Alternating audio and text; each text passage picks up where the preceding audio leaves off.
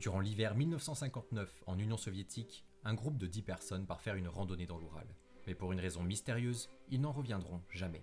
Les secours retrouveront leurs tentes découpées et leurs corps gravement mutilés. Privet, salut les amis, j'espère que vous allez bien, et aujourd'hui on se retrouve avec un nouveau mystère qui secoue la Russie depuis déjà plusieurs décennies. Mais avant de commencer, je tiens à vous dire merci pour les 500 abonnés, c'est déjà un très beau palier, donc merci à vous de me suivre. Comme d'habitude, abonnez-vous si ce n'est pas encore fait, laissez un petit like, laissez un petit commentaire, ça m'aide beaucoup et ça fait toujours plaisir. Tout commence en janvier 1959. Un groupe de 10 personnes, composé de 8 hommes et de 2 femmes, part en expédition. Le 25 janvier, ils arrivent en train à Ivdiel. Leur but, atteindre la montagne Otarten. L'itinéraire que nos aventuriers ont choisi d'emprunter est classé catégorie 3, ce qui correspond à la catégorie la plus difficile. Et ils ne le savent pas encore, mais aucun d'entre eux ne survivra à cette expédition. La plupart des membres du groupe sont des étudiants ou des anciens étudiants de l'Institut Polytechnique de l'Oural. Ils ont en moyenne entre 20 et 25 ans, et ce sont des gens expérimentés en termes de randonnée, de ski de fond ou de ski alpin. Un personnage se distingue toutefois, c'est le plus vieux d'entre eux. Il a 38 ans et se nomme Simeon Zolotaryov, mais il demande à se faire appeler Alexandre. Il est professeur de sport, et accessoirement il a été fait chevalier de l'ordre de l'Étoile Rouge pour avoir participé à la bataille de Stalingrad. Mais l'homme à la tête de l'expédition, c'est Igor Alexievitch Dyatlov, et d'ailleurs on utilisera son nom pour renommer l'endroit où les corps ont été retrouvés, le col de Dyatlov. Dyatlov a sélectionné les membres de son expédition pour leur capacité physique, tout en veillant à ce que le groupe soit soudé moralement. Ils s'étaient entraînés plusieurs fois ensemble pour cette expédition, rien n'avait été laissé au hasard. Et pourtant. De Ivdiel, où ils sont arrivés par le train le 25 janvier, ils prennent un bus qui les emmène jusqu'au village de Vijay où ils passent la nuit. Le lendemain, 27 janvier, ils partent à 16h et arrivent tard dans la nuit au deuxième village du nord. Le 28 janvier, notre équipage part en direction de la montagne Otarten. Il commence par longer la rivière Lozva, mais l'un des membres du groupe, Yuri Yudin, abandonne déjà l'expédition pour cause de maladie. Il ne reste plus que 9 personnes dans le groupe. Donc jusque-là, on avait le témoignage de cette personne qui a pu raconter les événements du tout début de l'expédition, mais à partir de ce moment, les enquêteurs ont dû reconstituer les événements à partir des preuves retrouvées sur les lieux du drame, des journaux et des appareils photos. Les 28 et 29 janvier, ils continuent leur chemin en suivant la rivière Ospia. Enfin, le 31 janvier, donc 4 jours après le début de l'expédition, le groupe arrive au pied d'un col de montagne. Il se prépare à l'ascension du lendemain et il repère une petite clairière boisée. Pour ne pas s'encombrer de poids inutiles, il décide d'y laisser des équipements qui ne sont pas nécessaires pour la suite de l'expédition. Ils laissent aussi de la nourriture qu'ils ont prévu d'utiliser pour le voyage de retour. Le lendemain, le 1er février, le groupe commence à traverser le col. On pense qu'ils avaient prévu de camper de l'autre côté. Mais pour des raisons inconnues, très probablement à cause de la météo qui devient de plus en plus difficile, de la faible visibilité et du blizzard, leur itinéraire a dévié et ils se sont retrouvés à l'ouest, en direction du Khorat Charl, qui en langue mansi signifie la montagne morte. Ils se rendent compte de leur erreur, mais alors qu'ils auraient pu s'installer à 1500 mètres, un peu plus bas dans une région boisée où ils auraient été à l'abri, ils décident de s'arrêter et de camper sur le flanc de la montagne, en plein découvert.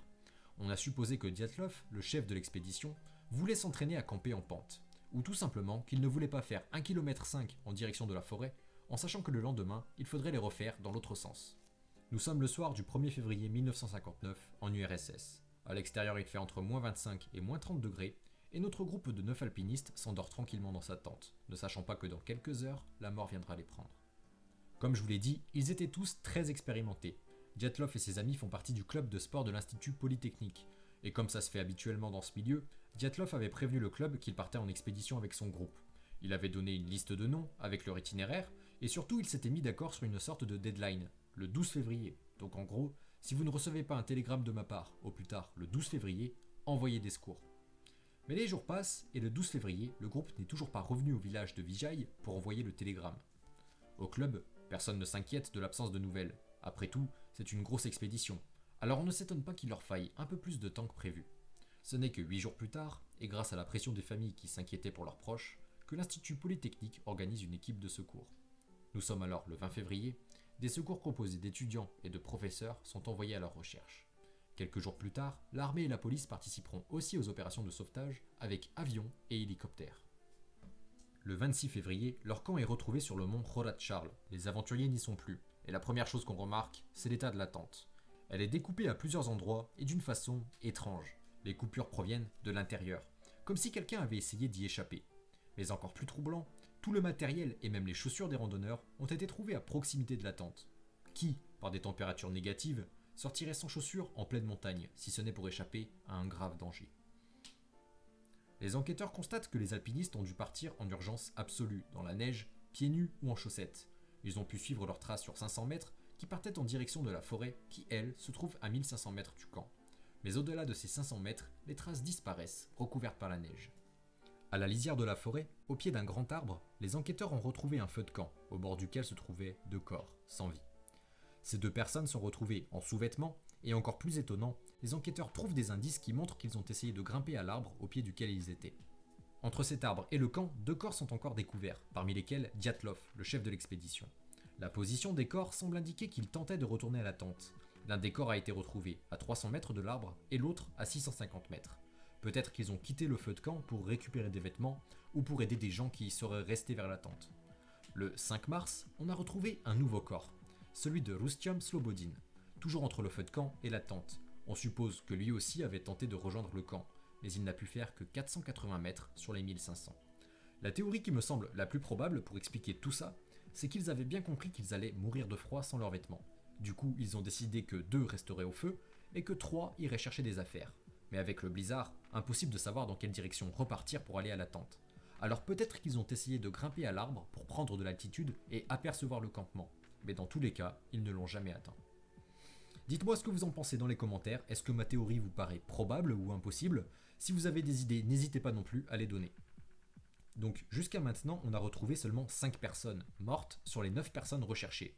Les espoirs sont presque nuls que quelqu'un ait pu survivre dans ces conditions extrêmes sans l'équipement nécessaire. Mais ce n'est que 2 mois plus tard, le 4 mai, qu'on retrouvera ensevelis sous 4 mètres de neige, au fond d'un ravin situé plus en profondeur dans la forêt, les 4 derniers membres de l'expédition. Ils sont un peu mieux habillés que les corps qui avaient été retrouvés jusqu'à maintenant, mais étrangement, les vêtements qu'ils portent ne sont pas les leurs, mais ceux des premiers corps qu'on a retrouvés au feu de camp, ou entre le feu de camp et la tente. Leur mort a été violente, très violente même, mais je vais y revenir dans un instant. Concernant les 5 premiers corps qui ont été retrouvés, disons, à proximité de la tente ou du feu de camp, l'examen médical ne trouva aucune blessure qui ait pu mener à leur mort, et donc le rapport conclut qu'ils sont morts d'hypothermie, ce qui semble possible vu la situation. Néanmoins, ils ont quand même retrouvé des blessures lors de l'autopsie, mais rien n'ayant pu causer leur mort, parmi lesquelles une fêlure sur le crâne de Slobodin. Georgi Krivonichenko a été retrouvé avec des brûlures sur la jambe, donc moi j'imagine qu'il avait tellement froid qu'il s'est trop approché du feu de camp et s'est brûlé. Il avait aussi une morsure à la main, mais il s'avère qu'il se l'est faite lui-même puisqu'on a retrouvé sa propre peau dans sa bouche. Et enfin, sur Dyatlov, on a retrouvé des écorchures autour des chevilles et une entaille à la paume. Ce qui va changer le cours de l'enquête, c'est la découverte des 4 corps dans le ravin. 3 d'entre eux présentent des blessures ayant causé la mort. Sur Nicolas et Thibaut Brignol, on découvre plusieurs fractures sur le côté du crâne. Lyudmila Dubinina et Simeon Zolotaryov ont les côtes brisées, leurs yeux sont manquants et ils sont morts d'une hémorragie interne. Mais en plus de cela, Dubinina a été retrouvé sans sa langue et il manque une partie de ses lèvres. Et enfin, Alexandre Kolievatov avait le nez cassé et le cou déformé. Néanmoins, il semble que ce soit l'hypothermie qui ait mis fin à sa vie. Le médecin légiste souligne que les blessures ayant entraîné la mort sur 3 des 9 corps ne peuvent avoir été causées par un autre être humain, parce que la force des coups était trop grande et les parties charnues n'ont pas été endommagées. Toutes ces blessures semblent avoir été causées par une très forte pression exercée sur leur corps, vu qu'il n'y a pas de marques visibles qui correspondraient à des coups qu'ils auraient pris. En conclusion, malgré la mort violente, rien n'indique qu'il y ait eu une bagarre par exemple. Et pour expliquer le fait qu'il manque certaines parties de leur corps, comme la langue ou les yeux, on a émis l'hypothèse que sous la neige, leur visage avait pu être en contact avec un petit cours d'eau, ce qui aurait entraîné la putréfaction de ces parties-là des corps. Bon, jusque-là on arrive à peu près à tout expliquer de façon très rationnelle. Pour la force extérieure ayant exercé une forte pression, on pense naturellement à une avalanche. Et bon, pourquoi pas vu qu'on est en montagne. En plus, rien n'a été volé, donc il ne semble pas y avoir de mobile pour une agression. Mais bien qu'on pense à une avalanche, le rapport n'en fait aucune mention explicite, ce qui est assez étrange. L'affaire est rapidement classée, concluant ainsi. Compte tenu de l'absence de blessures externes et de signes de lutte sur les cadavres, de la présence de tout argent ou tout objet de valeur du groupe, et en tenant compte des conclusions de l'expertise médico-légale concernant les causes de la mort des touristes, il convient de considérer que la cause du décès des touristes fut une force spontanée à laquelle les touristes n'étaient pas à même de résister. Une force spontanée à laquelle on ne pouvait résister. Ces termes laissent planer le doute dans la population. Est-ce qu'on nous cache encore quelque chose, se dit-elle? Pourquoi ne pas directement dire une avalanche? À l'époque, Beaucoup de gens se sont posé des questions, et même moi, j'ai l'impression que la conclusion a été écrite de façon un peu contrainte, comme si la personne qui l'avait écrite ne pouvait pas parler librement, mais qu'elle avait volontairement et subtilement laissé planer le doute. D'autant plus que les documents et les conclusions de l'enquête ne sont que partiellement rendus publics. Une partie des documents est conservée dans des archives tenues secrètes jusque dans les années 90, soit durant près de 30 ans. Et là encore, certaines parties des documents ont mystérieusement disparu. Et là j'avoue que je ne comprends pas. S'il s'agissait effectivement d'une simple avalanche, pourquoi garder des documents secrets pendant plus de 30 ans? À l'époque des faits, les autorités de la région de Sverdlovsk, où les corps ont été retrouvés, ont fait la déclaration suivante. Tant qu'on ignore quelle est cette force irrésistible dans le nord de l'Oural, chaque touriste qui y voyage risque de se retrouver dans la même situation. Nous devons répondre à la question de savoir s'il existe ou pas, là-bas, une force irrésistible susceptible de provoquer de tels effets terribles. Un autre élément vient jeter le trouble sur cette affaire. On apprend dans les journaux que des analyses médico-légales ont démontré que certains des vêtements retrouvés présentaient de fortes doses d'irradiation. De plus, on sait qu'un autre groupe de randonneurs qui se trouvait à seulement 50 km de là a rapporté avoir observé dans le ciel, la nuit du drame, d'étranges sphères de couleur orangée, pile dans la direction de la montagne sur laquelle campait l'expédition de Dyatlov. L'enquêteur, qui savait que les vêtements et même toute la zone du campement étaient fortement irradiés, a immédiatement fait le rapprochement avec ces déclarations, mais dès qu'il en a parlé à ses supérieurs, on lui a ordonné de clore l'enquête au plus vite. Les différentes théories. Alors, il y a plusieurs théories pour expliquer cette affaire. La première, c'est la théorie de l'avalanche. C'est la thèse la moins conspirationniste, je dirais, même si ce n'est pas forcément celle en laquelle je crois le plus. D'après cette théorie, le groupe de Dyatlov aurait été victime d'un genre d'avalanche qui aurait frappé leur tente en pleine nuit. Surpris, les membres du groupe auraient déchiré la tente de l'intérieur pour en sortir. La suite des événements est un peu moins explicable. Pourquoi avoir laissé les vêtements sur place par exemple? Et quand l'avalanche les aurait frappés? Ils étaient sûrement dans leur duvet, alors pourquoi ne pas les avoir gardés avec eux quand ils en sont sortis? Certains n'étaient apparemment que légèrement blessés, ils auraient tout de suite pu récupérer du matériel plutôt que de repartir en direction de la forêt. Beaucoup d'interrogations sur cette hypothèse. L'assassinat par des Mansi. Selon cette théorie, le groupe de Dyatlov aurait franchi la montagne Chistop, qui serait sacrée pour l'ethnie Mansi qui vit sur ce territoire. Certains Mansi auraient alors décidé de se venger, mais d'après l'enquête, l'expédition aurait contourné cette montagne par le sud. De plus, il paraît peu probable qu'ils aient été tués de cette façon. Les Mansi étant des chasseurs, il aurait été beaucoup plus simple pour eux de leur tirer dessus tout simplement. Et ça n'explique pas comment certaines personnes se sont retrouvées avec 10 côtes brisées sans avoir de signe extérieur de brutalité. Quelqu'un les suivait.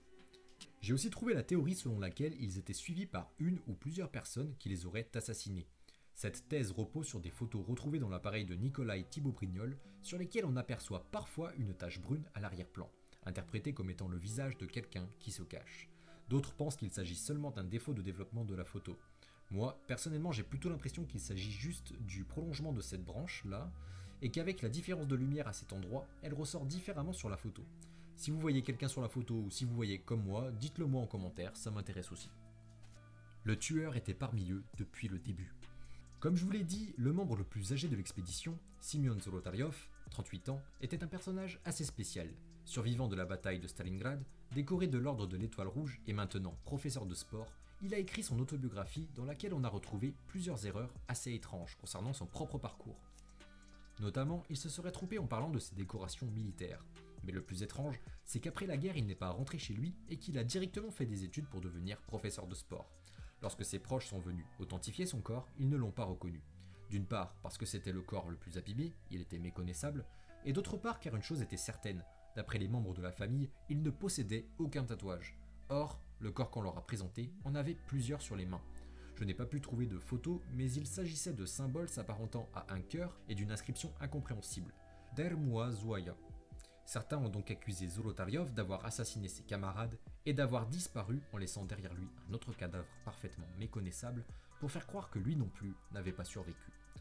Le principal problème avec cette théorie, c'est d'où viendrait ce cadavre de remplacement. Pour expliquer cela, d'autres supposent que Zolotaryov était un agent du gouvernement chargé d'infiltrer le groupe de Dyatlov et de les assassiner.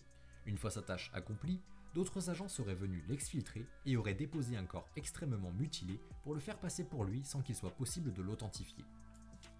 Des tests militaires secrets. D'après cette théorie, l'armée aurait mené des tests militaires secrets sur des armes nucléaires.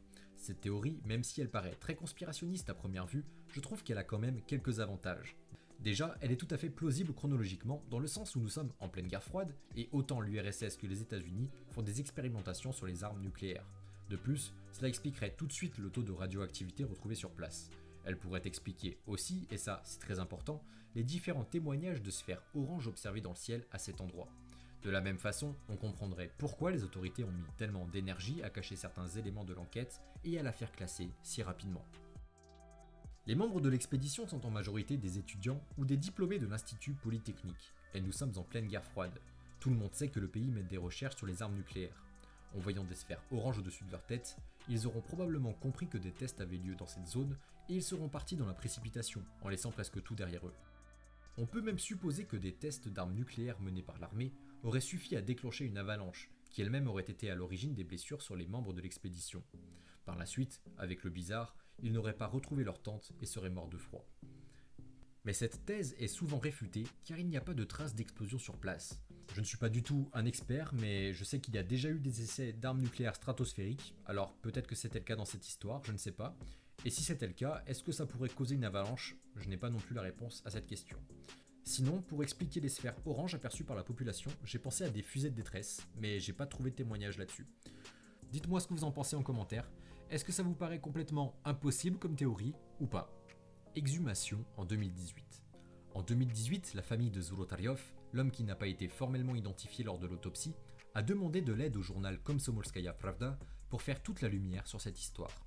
Le journal a alors étudié tous les registres des cimetières de Yekaterinbourg, et aussi surprenant que ce soit, Zolotaryov n'apparaît sur aucun de ces registres.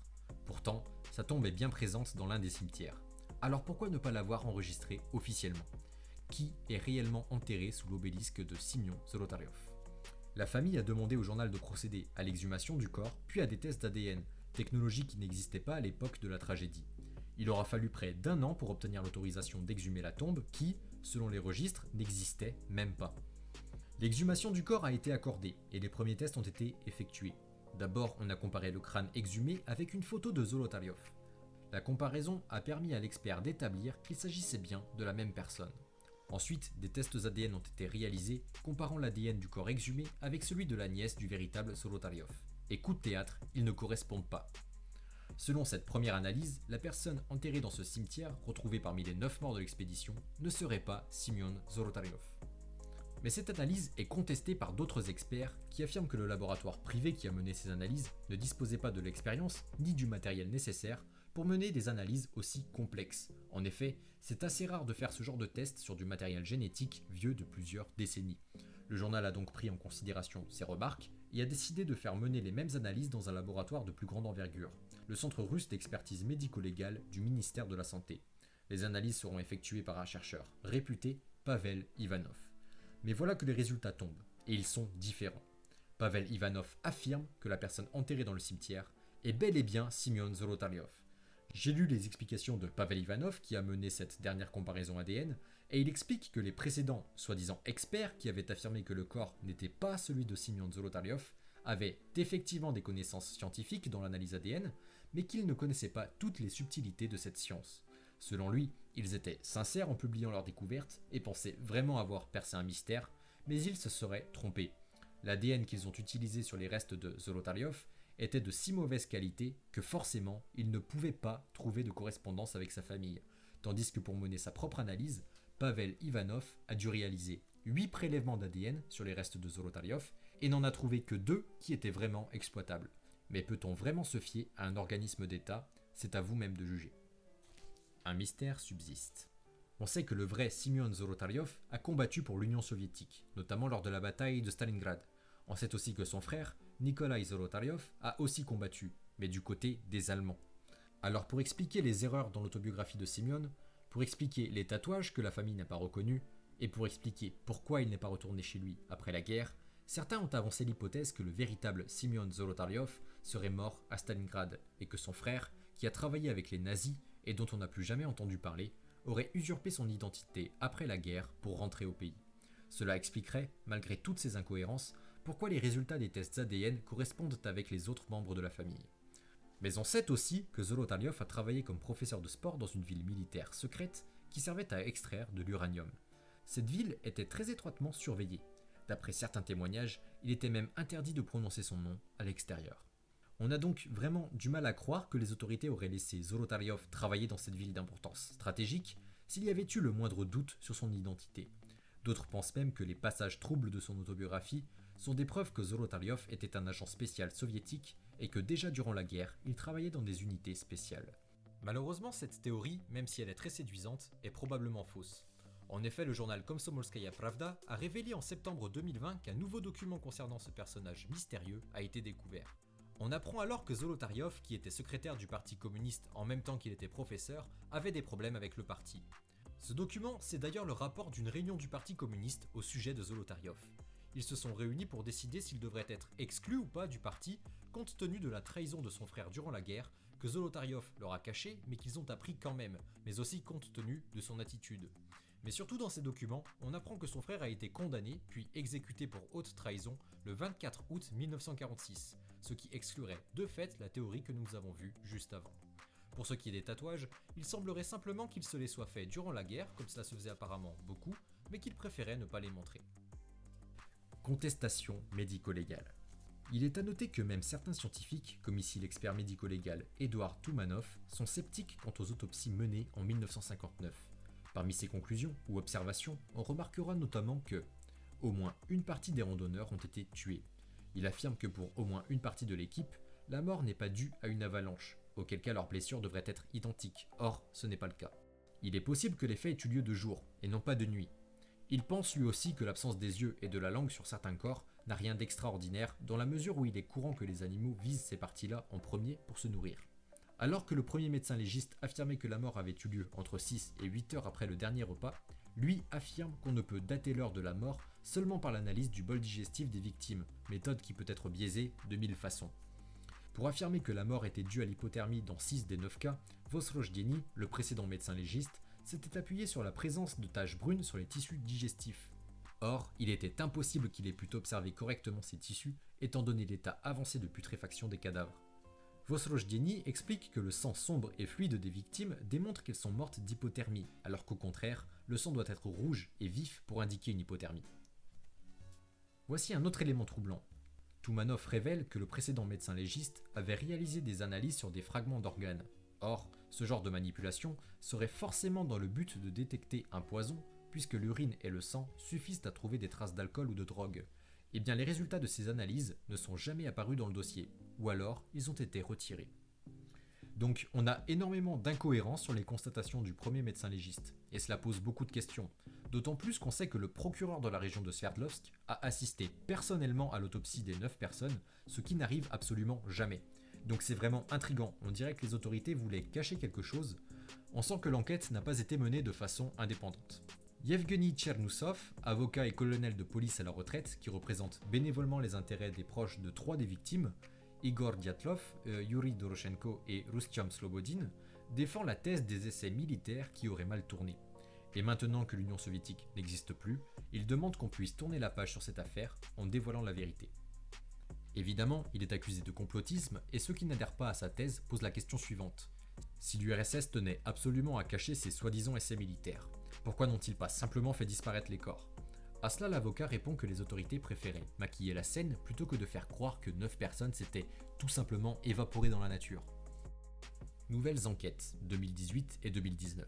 Ce n'est que très récemment, en septembre 2018, que sous la pression des médias, des familles de victimes et de l'association Dyatlov, qui se bat pour obtenir la vérité sur cette affaire, que la justice russe a accepté de vérifier la conformité de l'enquête pénale menée en 1959, qui était accusée d'avoir été, disons, bâclée. Mais 5 mois plus tard, le 1er février 2019, le bureau du procureur a annoncé que la procédure de vérification n'avait pas permis d'établir que la piste criminelle était une piste sérieuse, et que par conséquent, l'enquête serait axée sur 3 pistes seulement, et en particulier celles liées à des causes naturelles, excluant donc la piste criminelle ou celle d'un incident militaire. Évidemment, les associations et familles de victimes dénoncent une parodie de justice, et ne voient que très peu d'intérêt à exclure d'office certaines possibilités. Finalement, les conclusions de l'enquête ont été rendues en juillet 2019 et elles sont les suivantes. Selon les résultats de l'enquête, tous les touristes, sauf Zolotaryov, Dubinina et Thibaut Brignol, sont morts d'hypothermie. Les blessures mortelles de ces 3 autres victimes correspondent à celles des personnes qui, recouvertes par une avalanche, éprouvent une pression de 3 ou 4 mètres de neige répartis sur l'ensemble du corps, ce qui a été le cas en l'espèce. Plus concrètement, d'après l'enquête du parquet général, les faits se sont déroulés comme suit. Zolotaryov et Thibaut Brignol, qui se trouvent en dehors de la tente, s'avisent de l'imminence d'une avalanche et alertent leurs amis qui sont à l'intérieur, dévêtus, car mouillés pendant l'installation du camp. Ces derniers déchirent la tente et s'évacuent en une dizaine de secondes, alors que l'avalanche heurte le camp sans blesser personne. Craignant une nouvelle coulée, le groupe se réfugie derrière une crête de pierre 50 mètres plus loin. Avec le blizzard et l'absence de lune, ils perdent de vue leur camp et n'arrivent plus à se repérer. Ils descendent alors jusqu'à la lisière d'un bois. Sous un grand pin, ils allument un feu de camp qui tient pendant 1 heure et demie, sans procurer aucune chaleur. Krivonichenko et Doroshenko gèlent à mort devant ce feu. Les 7 autres touristes se répartissent en 2 groupes, de 3 et 4. Le trio, dont fait partie Dyatlov, rebrousse chemin en suivant les traces qu'ils avaient laissées en descendant la pente. En raison d'une chute de température et d'un vent très fort, Dyatlov, Slobodin et Kolmogorova peinent à progresser et meurent de froid. Les 4 dernières victimes, avec à leur tête Simeon Zolotaryov, décident de creuser dans la vallée d'un ruisseau un abri jonché de branches d'arbres, ce qui provoque une nouvelle avalanche qui les bouscule dans un ravin et les ensevelit sous une couche de neige de 2,5 à 4 mètres de hauteur. Alors, qu'est-ce que vous en pensez ? Est-ce que vous croyez à la thèse officielle rendue par les autorités russes ? Ou est-ce que vous croyez plutôt à l'une de celles qu'on a évoquées dans cette vidéo ? Ou même à une autre à laquelle j'aurais pas forcément pensé ? Dites-le moi dans les commentaires, je veux savoir quel est votre avis sur cette affaire. En tout cas, n'oubliez pas de vous abonner à ma chaîne et de mettre la cloche, likez cette vidéo, partagez-la, et en attendant la semaine prochaine, je vous dis paka, salut!